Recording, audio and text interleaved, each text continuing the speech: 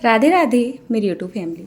तो चलिए आज आपके लिए लेकर आई हूँ शाम के खाने की थाली की एक आसान सी रेसिपी, जिसमें मैं बनाऊंगी बिना लहसुन प्याज की एक बहुत ही ज़्यादा स्वादिष्ट सब्जी, यानी कि हमारे जो टिंडे हैं।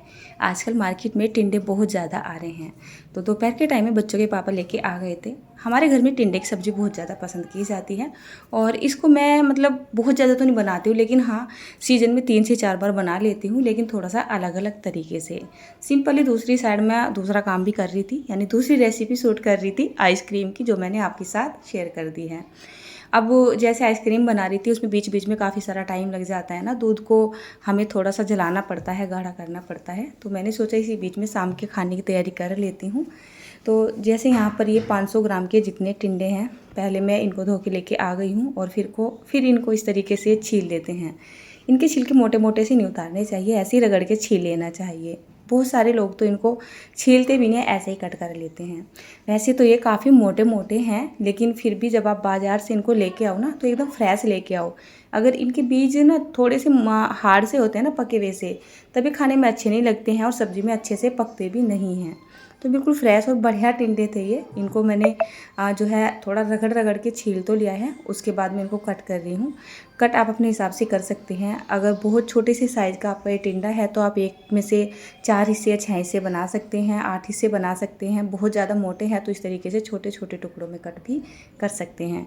तो चलिए सब्ज़ी यानी कि टिंडे तो कट के हो चुके तैयार। कढ़ाई मैंने यहाँ पे रख दी है और इसमें तड़का लगाने का काम कर लेते हैं। इसी बीच में मुझे याद आया, इसमें बाकी जो सामान डलेगा वो तो मैंने डाला ही नहीं है। दरअसल साइड में दूसरी रेसिपी चल रही है ना आइसक्रीम की, तो मेरा ज़्यादा करके फोकस वहाँ पे है। तो अभी पिन्नी भी बंधी रखी हुई है दोपहर की, तो यहाँ पे पहले मैं धनिया निकाल लेती हूँ और उसके बाद ये टमाटर हरी मिर्च वगैरह इनको धो लूँगी। और इनका भी हमें काम लेना है ना सब्ज़ी में, तो पहले इनको धो के लेके आ जाती हूँ। हरा धनिया की एक बात तो है, जब अक्सर हम जैसे कुकिंग वीडियो बनाते हैं, सब्ज़ी वगैरह बनाते हैं, हरा धनिया की ज़रूरत तो पड़ती ही रहती है। लेकिन कुछ समय ऐसा होता है कि आपको मार्केट में पैसों में भी धनिया नहीं मिलता है। लेकिन आजकल चाहे आप 5 रुपए की हरी मिर्च भी ले लोगे ना, तो धनिया आपको खूब भर भर के दे देंगे सब्ज़ी वाले, अपने आप से ज़बरदस्ती करके देते हैं। मेरे घर में कितनी बार धनिया सूखता रहता है। तो सारी चीज़ें मैंने जैसे कि यहाँ पे धो लिया है। यहाँ पे मैंने टमाटर कट कर लिया, हरी मिर्च भी थोड़ी सी कट कर ली है और उसके बाद मैंने यहाँ पर थोड़ा सा अदरक का टुकड़ा भी ले लिया था और मिक्सी के जार में डाल के इसको थोड़ा फाइन सा पीस के तैयार कर लेते हैं, यानी कि टमाटर की एक प्यूरी बना लेते हैं। जब तक मेरी कढ़ाई गर्म हुई है, जब तक मैंने यहाँ पर ये तैयारी कर ली है। तो चलिए चलते हैं अब हम सब्ज़ी बनाने के प्रोसेस की ओर। एक ख़ास तरीके की और बेहद ही टेस्टी टिंडे की सब्ज़ी की रेसिपी देने जा रही हूँ आपको मैं। तो कढ़ाई यहाँ पर हल्की सी जैसे गर्म हो जाती है, इसमें हम डाल देते हैं सरसों का तेल। और तेल के गर्म होते के साथ ही एक छोटा चम्मच के जितना जीरा डाल देंगे और साथ ही साथ यहाँ पे थोड़ा सा हींग भी ज़रूर से डालेंगे। अब जैसे कि हमारे घर में तो लहसुन प्याज खाया नहीं जाता है, आपके घर में लहसुन प्याज खाया जाता है ना, तो यहाँ पर प्याज को कट करके डाल सकते हो, अदरक लहसुन वाला पेस्ट भी डाल सकते हो। जैसे मेरा जीरा यहाँ पर हल्का सा ये चटक गया था, मैंने यहाँ पर एक छोटा चम्मच के जितना बेसन डाल दिया है, जिसकी हम कढ़ी वगैरह बनाते हैं।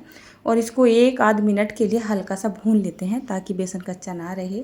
उसके बाद बेसिक जैसे कि नमक है, थोड़ा सा अपना हल्दी पाउडर है, और उसके बाद यहाँ पर हम थोड़ा सा धनिया वाला पाउडर डालेंगे। आधा चम्मच के जितना लाइट गरम मसाला भी डालेंगे। सब्जी में थोड़ा अच्छा सा रंग आ जाए, काश्मीरी लाल मिर्च पाउडर डाल देंगे और इनको अच्छे से मिक्स कर देंगे। तो जब भी कभी आप तेल के अंदर इस तरीके से अपने बेसिक मसालों को डालते हैं ना, तो आँच को हमेशा धीमा करके रखें, नहीं तो ये जल जाते हैं और सब्ज़ी का कलर टेस्ट दोनों ही ख़राब हो जाते हैं। तो जब ये अच्छे से भून गए थे 1 आध मिनट में, मैंने यहाँ पर ये टमाटर अदरक और हरी मिर्च वाली प्यूरी डाल दी है। और इसको डालने के बाद क्या करना है, हमें इसको पका लेना है। पकाने के लिए क्या करते हैं, इसको कवर कर देते हैं। गैस का फ्लेम हाई कर देते हैं या फिर मीडियम कर देते हैं, टाइम के हिसाब से रखिएगा। और इसको 2 से 3 मिनट के लिए पका लेते हैं। तो यहाँ पर आप देख सकते हैं बहुत ही अच्छे से ये हमारी टमाटर की ग्रेवी पक के तैयार हो चुकी है। सबसे पहले आप इसके कलर पे ध्यान दीजिए, कलर इसका कितना प्यारा आया हुआ है। यहाँ पर कोई फ़िल्टर नहीं है, यहाँ पर कोई एडिटिंग नहीं है, यहाँ पर बिल्कुल यही कलर आया हुआ है मसाले का जो आपको नज़र आ रहा है। तो यहाँ पर हम डाल देते हैं ये टिंडे, और टिंडे डालने के बाद इसको अच्छे से मिक्स कर देते हैं। अब मिक्स करने के बाद बारी आती है यहाँ पर पानी वगैरह डालने की।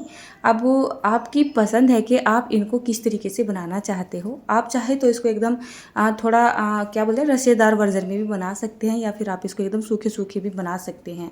दोनों ही तरीके से ये खाने में बेहद टेस्टी लगते हैं। तो जितनी मुझे ज़रूरत है इतना पानी मैंने यहाँ पर डाल दिया है और कवर कर दिया है, पकने के लिए छोड़ देते हैं। बेसन लगाया है ना हल्का सा यहाँ पे, तो हमें क्या करना है, इसको बीच बीच में थोड़ा थोड़ा सा चला देना है, नहीं तो बेसन ना नीचे लग जाएगा। उसके बाद मेरी नज़र बार बार जा रही है घड़ी की तरफ, तो मैंने घड़ी की तरफ देखा। भोग लगने में अब बहुत ज़्यादा टाइम नहीं पड़ा है, करीब आधा घंटे का टाइम मेरे पास है और मुझे ये रेसिपी भी कंप्लीट करनी है। दूसरी तरफ मेरी आइसक्रीम भी बन रही है। तो कहने का मतलब ये है, अगर मैं रूटीन में चलती रहूँगी तो मुझे 1 से 1.5 घंटा लग जाएगा, और अगर मैं यहाँ पर थोड़ा सा चेंजेस कर देती हूँ तो मेरा आधा घंटे में कवर हो जाएगा काम। तो मैंने क्या किया, सारी की सारी सब्ज़ी को मैंने कुकर के अंदर डाल दिया। कुकर में 1-2 सीटी लगा दूंगी तो ये जल्दी से गल जाएंगे। आप सभी जानते हैं ना, कुकर में कोई चीज़ पकाई जाती है तो वो जल्दी से बन जाती है, और खुले में पकाई जाती है तो थोड़ा टाइम लेती है। लेकिन चीज़ों को ज़्यादा करके खुले में पका लेना चाहिए, सही रहता है। तो चलिए उसमें 1-2 सीटी लगा लेती हूँ, जब बन जाएगी जब दिखा दूँगी। यहाँ पर सिंपली मैंने गेहूं का आटा लिया है, हल्का सा नमक डाला है, थोड़ी सी यहाँ पर मैंने कसूरी मेथी डाल दी है। उसके बाद यहाँ पर 1 से 2 चम्मच के जितना डाल दिया है ऑयल, और नॉर्मल पानी लेके आ गई हूँ। उधर सब्जी में सीटी लगी रही है, आप देख रहे होंगे। आपको एक स्पेशल सी रोटी देने के लिए जा रही हूँ, है ना। अगर आप रोज़ रोज़ की सिंपल रोटी खाते खाते बोर हो रहे हैं ना, तो कभी कभी इस तरीके की रोटियाँ भी बना लिया करो। अब हमें क्या करना है, यहाँ पर एक थिक आटा लगा के तैयार करना है, जिसके लिए हमें यहाँ पर थोड़ा थोड़ा करके पानी डालना है और आटे को गूंथते रहना है। मेरे घर में काफ़ी सारी रोटियाँ बनाई जाती है। लगाया जाए ना तो शाम के टाइम में मेरे घर में कम से कम 10 से 12 जनों के लिए रोटियाँ बनाई जाती है। अब आप बोलोगे दीदी 10 से 12 जने तो आप हो ही नहीं। चलिए आज बता देती हूँ। नॉर्मली हम खाने वाले तो 5 से 6 जने हैं, लेकिन जो स्ट्रीट लोग होते हैं ना, तो उनके लिए भी हमारे यहाँ से रोटियाँ जाती हैं। भले ही मैं अपने लिए ना बनाऊँ, उनके लिए ज़रूर से बनानी पड़ती है। तो कम से कम 2.5 किलो आटे में शाम के टाइम में पानी डलता ही डलता है। तो यहाँ पर ये खूब सारा आटा है। मैंने इसको अच्छे से थोड़ा थोड़ा पानी डाल के एकदम थिक सा बना के तैयार कर लिया है। देखिए कुछ इस तरीके से। तो हमें क्या करना है, इसकी हमें लोइयाँ बनानी है। पहले मैं आपको दिखाती हूँ कितना ठीक है। जैसे मैंने थोड़ा ना, इसमें आपको ऐसा ग्लूटन सा नज़र नहीं आ रहा है, इस तरीके का ग्लूटन होना भी नहीं चाहिए हमारी इस तरीके की रोटी बनाते समय। अब देखिए हमें इतना मोटा पेड़ा बनाना है, बाद में नहीं दिखाया जाएगा, तो मैंने आपको पहले ही दिखा दिया है। अभी मैं रोटियाँ नहीं बना रही हूँ, अभी थोड़ा सा टाइम है। इसको कवर कर देते हैं, 5-7 मिनट के लिए छोड़ देते हैं, जब तक एक चटनी की तैयारी करते हैं। यहाँ पर ये मैंने लिया है कुछ पुदीना, फ्रेश पुदीना है ये, और इसकी पत्तियाँ अलग कर ली गई है और इसको पानी में धो लिया गया है। मिक्सी के जार में थोड़ी सी हरी मिर्च को डाल देते हैं, साथ में थोड़ी सी कच्ची कैरी यानी कि कच्चे आम को डाल देंगे। उसके बाद यहाँ पर थोड़े से सौंफ के दाने डाल देंगे, थोड़े से डालेंगे यहाँ पर जीरे वाले दाने। तो यहाँ पर बनने जा रही है गर्मियों की एक खास चटनी, जो अक्सर गाँव में बनाई जाती है। उसके बाद यहाँ पर थोड़ा सा धनिया का पाउडर डाल देते हैं। 5 से 6 दाने मैंने डाल दिए हैं यहाँ पर बादाम के, और थोड़ी सी किशमिश भी डाल दी है। इसका ढक्कन लगा लेते हैं। पहले इसको थोड़ा सा दरदरा सा पीस लेते हैं। इस चटनी को मेरे हस्बैंड बना रहे हैं, वैसे इनको ये वाली चटनी बहुत ही ज़्यादा पसंद है, और पिछले 5-6 दिन से मतलब डेली के डेली मेरे घर में ये चटनी बनाई जा रही है, थोड़ी सी अलग अलग ट्रिक से। तो जब ये हल्का सा दरदरा हो गया था, हमने यहाँ पे डाल दिया है थोड़ा सा गुड़। इस चटनी में गुड़ ही ज़्यादा टेस्टी लगता है। बाकी अगर आपके पास गुड़ नहीं है तो आप यहाँ पर चीनी का इस्तेमाल कर सकते हैं मीठेपन के लिए। साथ में यहाँ पर पुदीना की पत्तियों को डाल देते हैं, और उसके बाद यहाँ पर हम बेसिकली डालेंगे अपना नमक। तो टेस्ट के हिसाब से नमक डाल देंगे। मैंने यहाँ पर काले नमक का इस्तेमाल किया है, आप चाहे तो अपना नॉर्मली साधारण नमक डाल सकते हैं। थोड़ा सा पानी भी डाल देते हैं ताकि चटनी को पीसने में आसानी रहे, और इसको ढक्कन लगा देते हैं और इसको बढ़िया सा फाइन सा पीस के तैयार कर लेते हैं। तो ये लीजिए, हमारी कच्ची कैरी की सुपर टेस्टी चटनी बनकर तैयार हो चुकी है। अब यहाँ पर मैंने सब्जी में 2 सीटी लगा ली थी। 2 सीटी लगाने के बाद सब्जी को वापस से डाल लिया है अपनी कढ़ाई में, और कढ़ाई में डालने के बाद आप देख सकते हैं, कढ़ाई में अगर ये सब्जी बनाई जाती है तो ले लेती है 10 से 20 मिनट। कुकर में बनाई जाती है तो 2 से 3 सीटी लगाने में ही ये सब्ज़ी हमारी तैयार हो जाती है। उसके बाद यहाँ पर हम थोड़ी सी कसूरी मेथी डाल देंगे, और यहाँ पर थोड़ी सी हरे धनिया की पत्तियाँ डाल देंगे। इससे ज़्यादा इसमें कुछ भी डालने की ज़रूरत नहीं है। तो आपकी सुपर टेस्टी ये टिंडे की सब्ज़ी तो बनकर हो चुकी है तैयार। देखने में जितनी लजीज लग रही है, खाने में उतनी ही ज़्यादा टेस्टी लगेगी। सब्ज़ी खाते खाते एक कटोरी सब्ज़ी बच भी गई थी, मैंने उठा के रख दी थी तो उसको बच्चों ने सुबह खा लिया था। मतलब स्वाद बहुत ही अच्छा आया था। अब चलिए चलते हैं अपनी एक स्पेशल सी रोटी बनाने की तरफ। तो गैस को ऑन करके मैंने यहाँ पर तवा रख दिया है मांज धोकर, और यहाँ पर रोटियाँ बनाना शुरू कर देते हैं। मैं आपको ये रोटियाँ 2 तरीके से बनाना बता रही हूँ, आप जैसे कंफर्टेबल हो ऐसे बना लीजिए। गांव में सिंपली बनाई जाती है पानी के हाथ की रोटियाँ, तो आप इस तरीके से ट्राई कर सकते हैं। मैं तो हाथ से रोटियाँ वैसे भी बना लेती हूँ, चाहे सूखे मतलब पलोथन की रोटियाँ हो या इस तरीके से पानी के हाथ की रोटियाँ हो। तो सिंपल रोटी की तरह मैंने इसको बना लिया है। हाथों पे थोड़ा सा पानी लगा लिया जाता है और फिर रोटी को इस तरीके से बढ़ा दिया जाता है। तो रोटी बनाने में बहुत ही ज़्यादा आसानी रहती है। लेकिन जब आप ये रोटी बना रहे हो ना, साइड में तवा ज़रूर गर्म कर ले।